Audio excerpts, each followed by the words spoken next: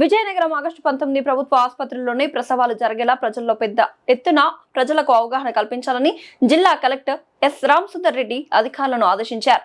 బుధవారం కలెక్టరేట్ సమావేశ మందిరంలో మాతా శిశు మరణాలపై వైద్య ఆరోగ్య శాఖ అధికారులతో కలిసి ఆయన సుదీర్ఘ సమీక్ష నిర్వహించారు.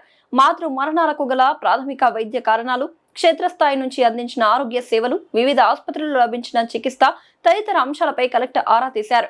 గర్భిణులకు హిమోగ్లోబిన్, బీపీ వంటి కీలక పరీక్షలతో పాటు అన్ని ల్యాబ్ టెస్టులు సకాలంలో పూర్తి చేయాలన్నారు. ప్రభుత్వ ఆసుపత్రుల పరిధిలో గల 19 స్కానింగ్ సెంటర్లు మరియు ప్రైవేట్ పరిధిలో గల 109 స్కానింగ్ సెంటర్లలో స్కానింగ్ సక్రమంగా నిర్వహించేలా అధికారులు చర్యలు తీసుకోవాలని ఆదేశించారు. గర్భిణుల స్కానింగ్ నివేదికలను తప్పనిసరిగా జనరల్ ఫిజిషియన్లకు చూపించి వైద్య పరీక్షలు నిర్వహించాలని స్పష్టం చేశారు. గర్భధారణ సమయంలో ప్రమాదకర లక్షణాలు కనిపిస్తే తక్షణమే అప్రమత్తమై తగిన వైద్య సలహాలు, చర్యలు తీసుకోవాలని సూచించారు. శిశు మరణాల నివారణకు సైతం పలు కీలక సూచనలు చేశారు.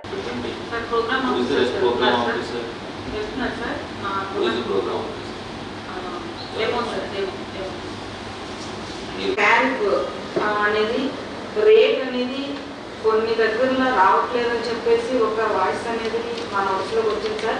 ప్రెస్ పరంగా వాళ్ళందరికీ కూడా క్యారెట్ షీట్ అనేది పెట్టాలని చెప్పేసి వాళ్ళకి చెప్పాము సార్, పత్రికాముఖంగా.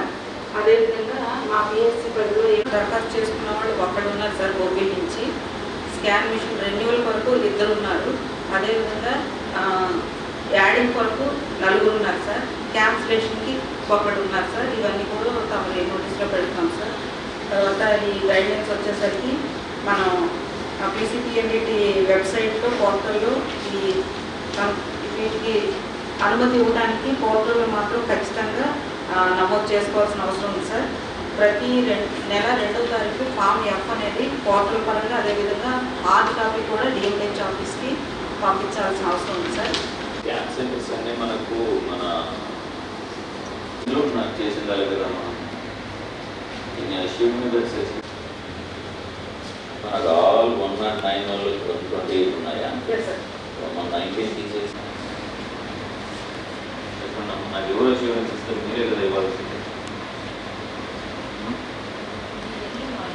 కెమెరా అవసరం మనకి, మొబైల్ ఫోన్ జోలో పెట్టుకున్నా వస్తుంది కదా.